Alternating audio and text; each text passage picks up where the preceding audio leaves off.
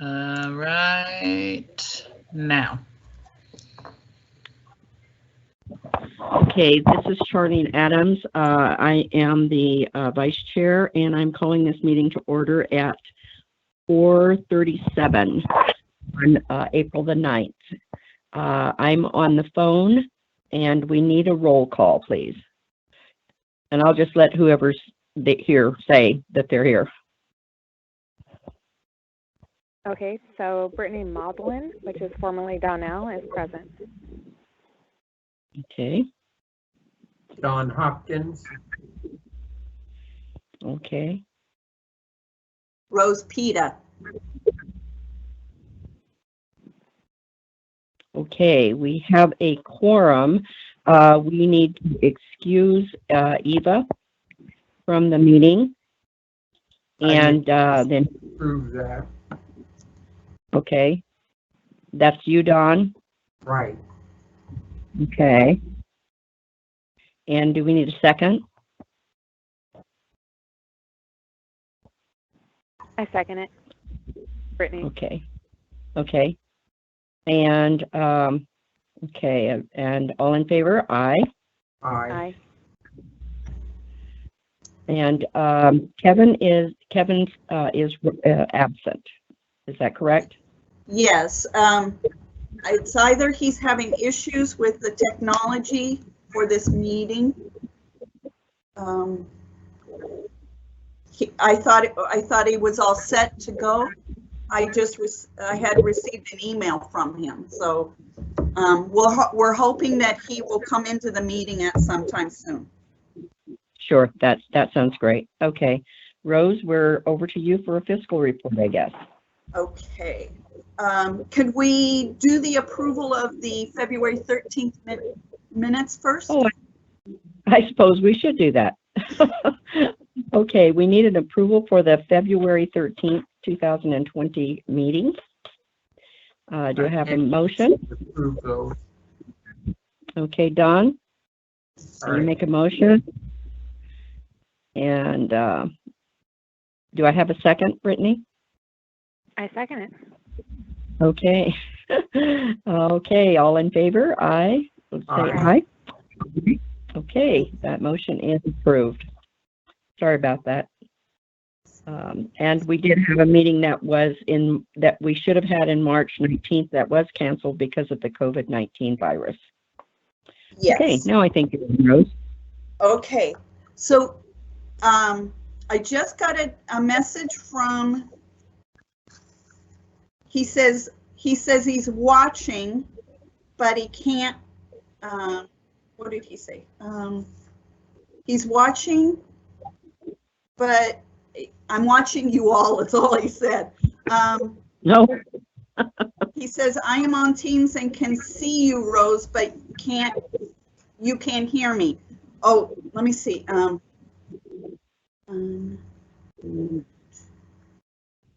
Okay, I sent him a message. So Kevin is present at the meeting.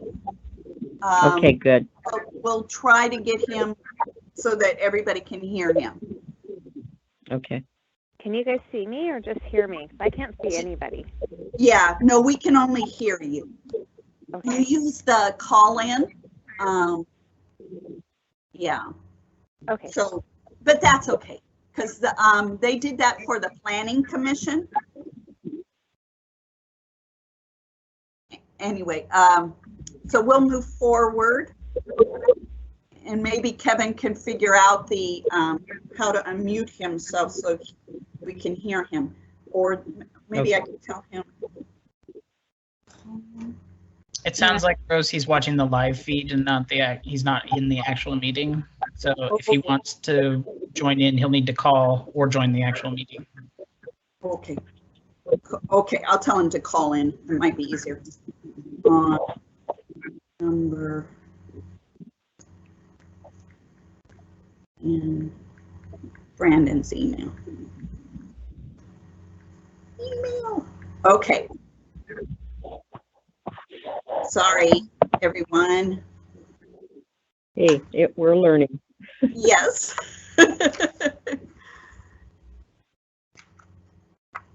we'll see what he does.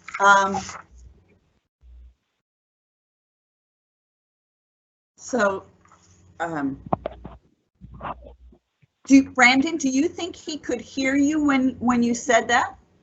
Yes, likely he can. Okay. All right. All right. So we will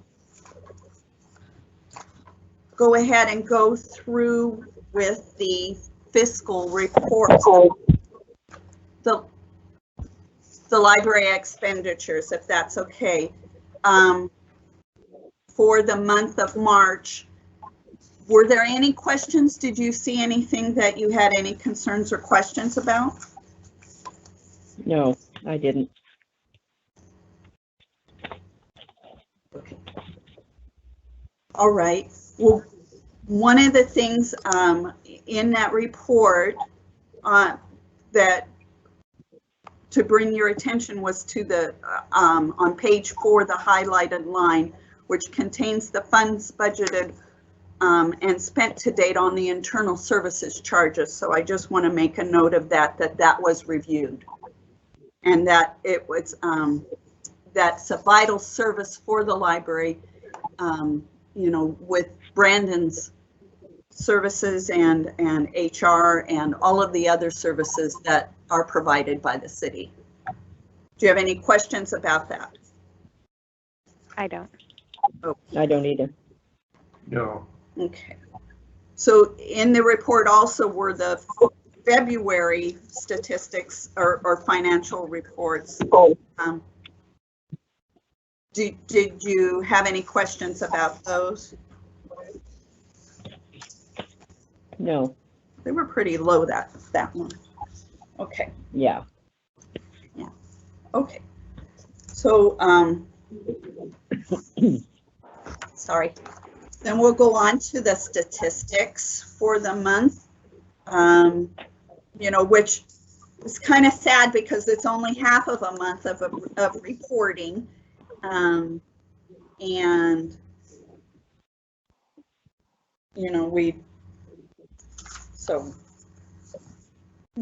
just did the best that we could with that. Yeah. Yeah. Now you're talking March, correct? The March, yes, the March statistics. Yeah. Okay. So I will provide you an update on the trust management site visit. As it turns out, it went very well because we received a grant from them for $9,743. Wow. And that grant, that money should be coming probably in May to the city.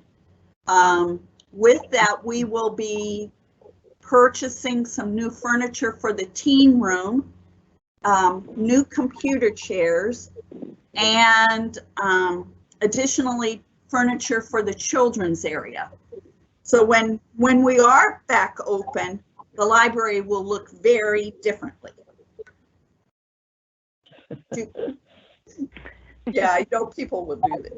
So under new business, there's the, I want to report on what staff are doing, the projects that they're working on while the building is closed. We're doing a lot of collection development in regard to weeding. I think Kevin is here now. Is that you, Kevin? Yeah, I got connected in, so Oh, good. I'm here. Okay. So Kevin, I was just discussing that we received the grant from Trust Management. Okay. And for $9,743, and that money will be used to purchase furniture for the library. Okay, sounds good. So if it's okay with you, if I'll move on just down the agenda? Technical difficulties there. I did not realize there was a phone number to call in for this. So. Oh, okay. Well, we'll talk about that in just a second. So the project staff have been working on is weeding and developing the children's nonfiction. We've been working on the DVDs and the music CDs, relabeling everything, and see what else have they been doing. You know, we're still getting books in and we're still processing them. So anyway, I'll move on down. The update for the summer reading program. At this point, we have 3 possible plans that we've developed, and it'll all depend upon what happens with the governor's orders. We're not looking to do any summer reading until probably July. And so we'll just have to wait and see what we can do and when we can do it. But at this point, I'm really thinking of doing it old school. There's technology out there that we could use for it. But I think the kiddos having to do all of their classwork online, that it might be nice just to have a break over the summer from technology for them. So I'm kind of weighing that back and forth. And I've been in touch with Tyler Reese from the Boys and Girls Club. At this point, they don't know what they are going to do for the summer, just to let you know. I put on the agenda the elimination of fines on all children's and teen materials. Because we are under this emergency mandate, the city has waived all fines and fees for the library. But when we come out of the emergency mandate, I would like to have from the library board a vote on to go to city council at that point to eliminate the fines and fees for the summer. You know, because we don't know when or anything. So this is just kind of something just to cover, just in case and when it does happen. Does that make sense? Well, what did we do that was similar to that earlier? The elimination of those fees and fines. Yeah, so Don asked what we did in the future, and what we did was we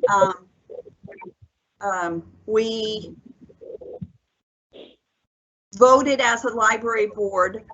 Then that goes to the city council, who are the only authority that can do this, and that was through an RCA. Right. So, and then they voted and said that they would do that. Yeah. They would approve that. But for the board, So, I need the board approval so that I can, if and when we need to do that, we can do it. I'd make a motion to go ahead and approve that request. That was Don saying he would make a motion to approve it, to eliminate. I'll second it. Okay. Kevin second. Kevin, second, yeah. Okay. Kevin Hill seconded. All okay. Kevin, you want to do it? Sure, yeah, all in favor? Aye. Aye. Okay, the vote was unanimous. All right.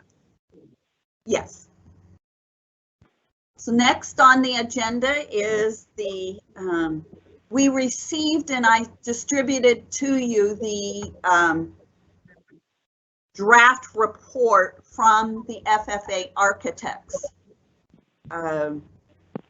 Before this can go to City Council, we need to review it with them and see if there's any changes in it. So if you would all look at your calendars and send me some times when it would be good to discuss this, we can, maybe we could meet in the council chambers to discuss it in person, which is, it's a large enough room where we could be within the mandated 6 feet. How does that sound? Sounds fine to That's me. fine. Yeah, that sounds okay to me. Okay, and if you need a printed copy of the report, let me know. Well, you sent those all out by mail, didn't you? Oh, I did do that. Oh, I'm better than I thought. Okay. I have my copy. I don't know if everyone has a copy, but I have mine. Okay. I have mine. So that basically what they did is they took, just to fill everyone in, is that's the library needs assessment report. It's not the final report from this group, from FFA Architects, but it's a report that it's their analysis of what we would need in the future for this community, for a library. Okay, so we took road trips to the Monroe Public Library and also the Cornelius Public Library. This was before COVID hit, and viewed those facilities and also talked with staff about their funding and how they were able to get the funding for those buildings. And that was a very interesting, those buildings. The Monroe Library is an all wood building with an old train depot attached to the front of it that they use for their meeting room. And then the Cornelius Public Library has the senior housing, low-income senior housing units on top of it. There's 43 one-bedroom units on top of the public library,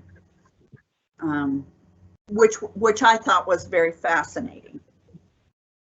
Who attended from this area? Oh, Don asked who attended. Myself, Joy Kistner, and Larry Horton attended. What is Larry's connection with this? I'm asking him to be on the capital campaign committee. Oh, So, yeah. He's a great choice. Yeah. Thank you, Brittany. I know him quite well. I was his board chairman for the school district for a few years. So the only other portion to discuss, Brandon left us. Well, maybe he just muted himself. I'm here. I'm here. Is the budget meetings. Brandon, can you tell us how those will be done? Sure. So they're going to, at this point, unless something drastically changes, they'll be done in the same fashion that this meeting is being done in. We will have a couple of people in the room at the council chambers using the camera that is there, but otherwise everybody else will be participating via video or call-in. Okay. And at this point, it looks like the May 5th is the date for the library presentation, budget presentation. And that would be the city council meeting, not the meeting where we discuss separately the proposal? No, I Or think is that one in the same? Just for clarification. we haven't, we've looked at the budget before in prior meetings. I don't think we've made any changes to it, Brandon, if I'm correct. That's correct. We're not planning any changes. The May 5th meeting will be just the budget committee, which does include the council.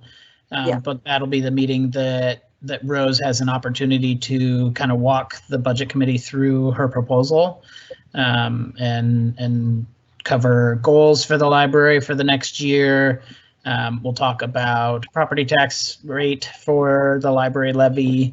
So it's kind of focused departmentally on the library for that moment. Yeah. Brittany, I can get you a copy of that. It's not on ClearGov. Is it on ClearGov? Yes, it is. Okay. So there's a website called cleargov.com. And I can send that link out to everybody so that you can kind of take a look at it, but it is there. Okay, thank you. I like that website. It has a lot of information in it. Yeah. It does, yeah. It's a very user-friendly website. It allows people to kind of dig into what they're looking for specifically, and then also gives them a chance to ask us some questions if they do have additional questions beyond the data they're looking for.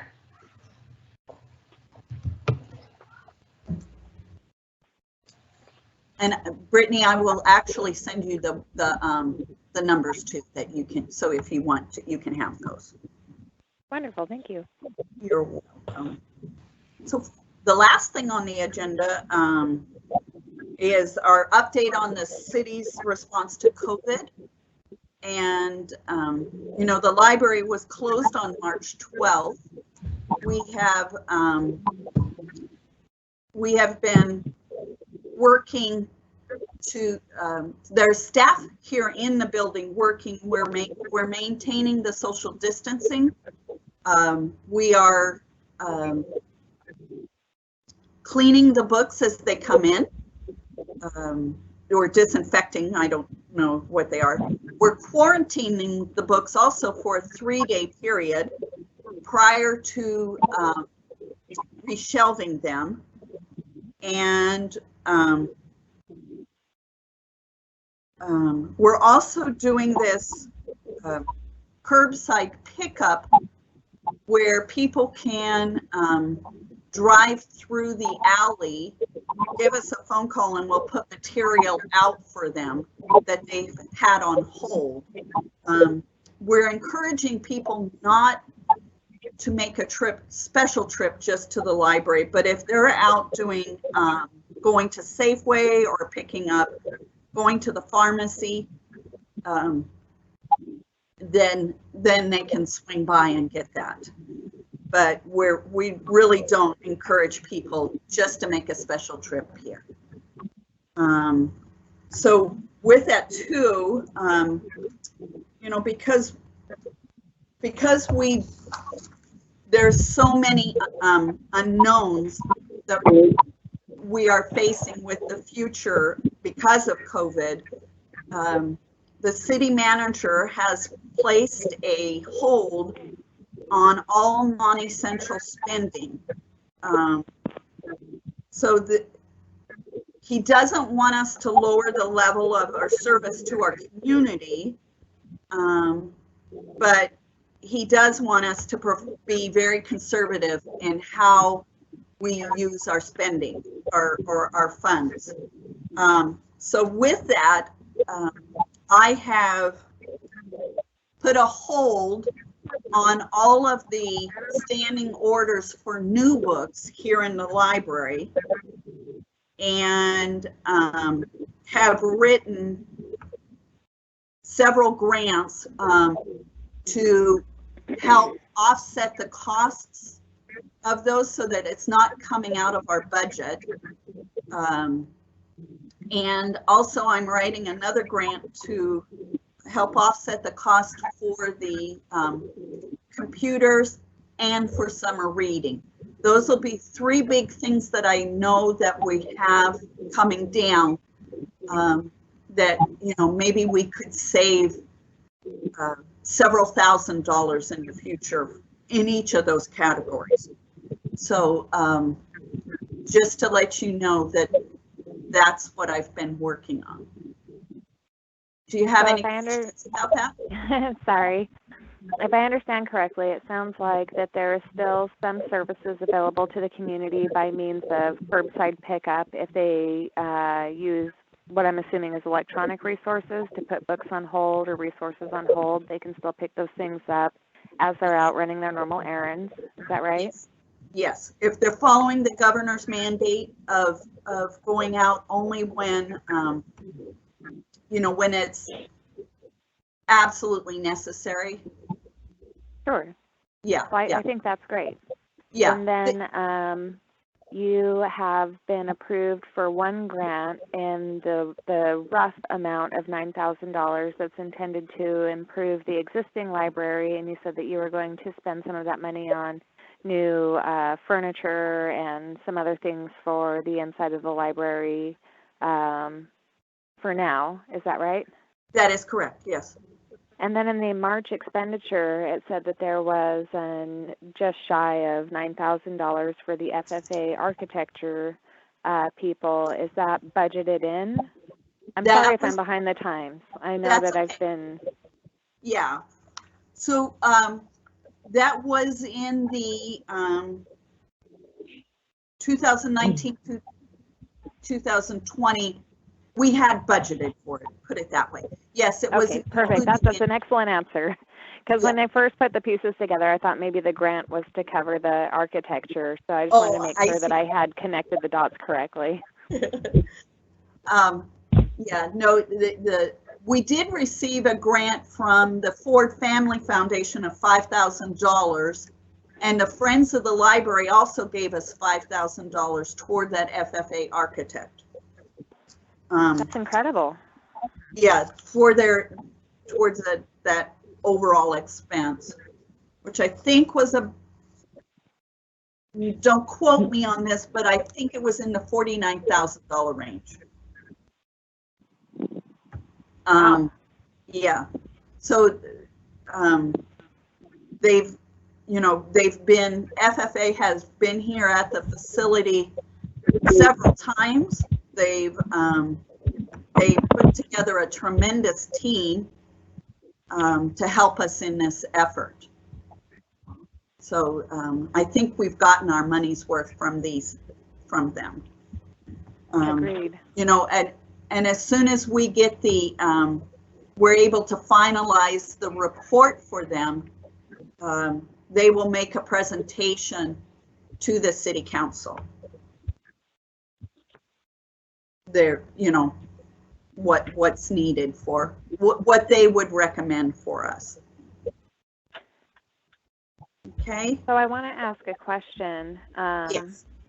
Do you feel like that the interruption due to the COVID and all of the repercussions of that is going to have an impact on the library project to build a new library? And if so, how do you see it being impactful? I imagine that it will push it out several years. It's going to take time for the economy to recover. Agreed. And a lot of the large grant foundations have put money toward helping nonprofits weather this pandemic. For instance, I know Oregon Community Foundation and the Ford Family Foundation. I'm trying to think of who else, but there were 3 or 4 large foundations that put money toward helping small nonprofits weather it. So I spoke with a lady who her name is Amy Varga. She does capital campaigns. She's out of Portland, and she said that, you know, just to stay in touch with the funders, to let them know that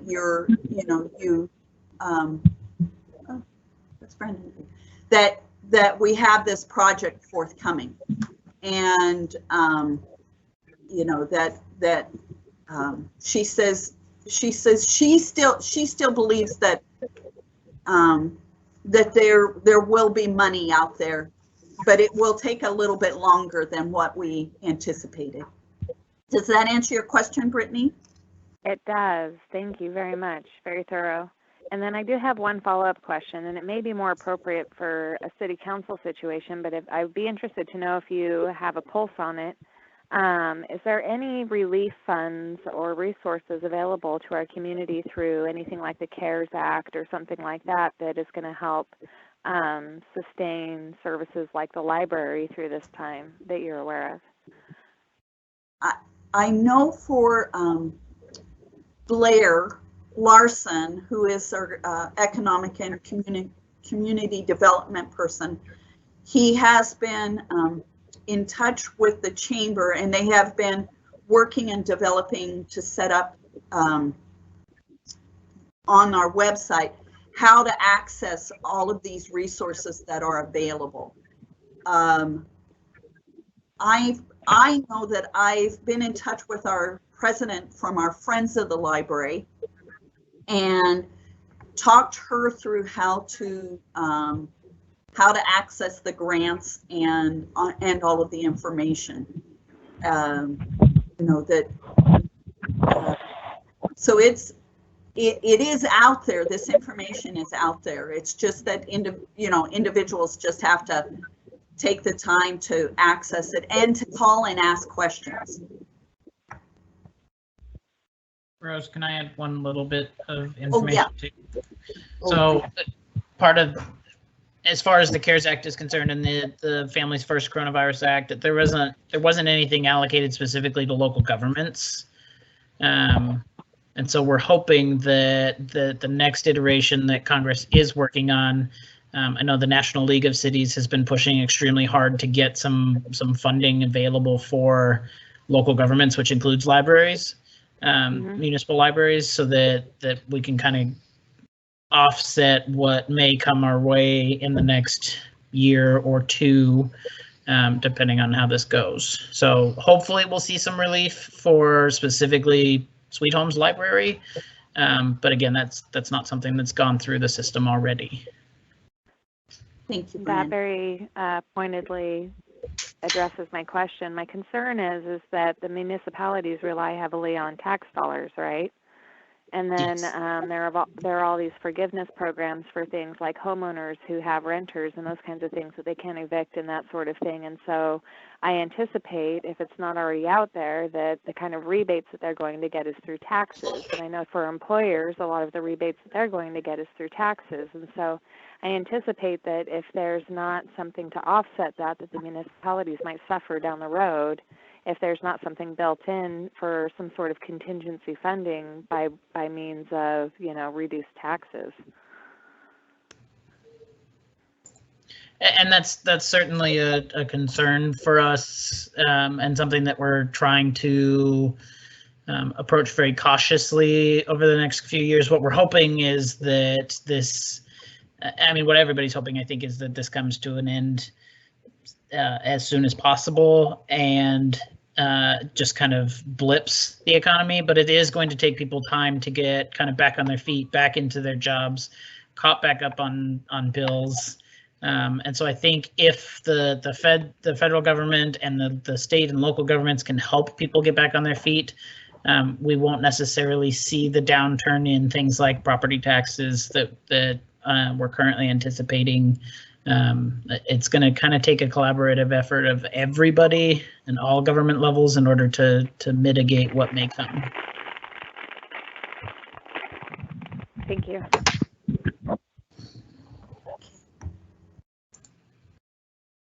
Well, that was all I had on my list for us to discuss. So if we could look at dates to review that FFA report, and if you could get that to me. And if you have any questions, I'm here at the library. Still working.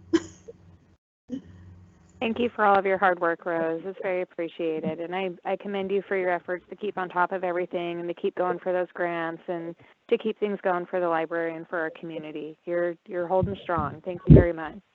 Thank you, Brittany. Yes, thank you, Rose. Thank you. Is there anything else? I don't think so. Okay. All right. Kevin, do you want to adjourn the meeting?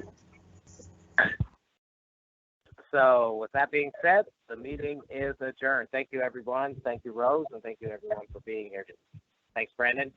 And thank you, Thank you, Brandon, for Brandon. helping us get connected. Not a Thank you, problem. Brandon.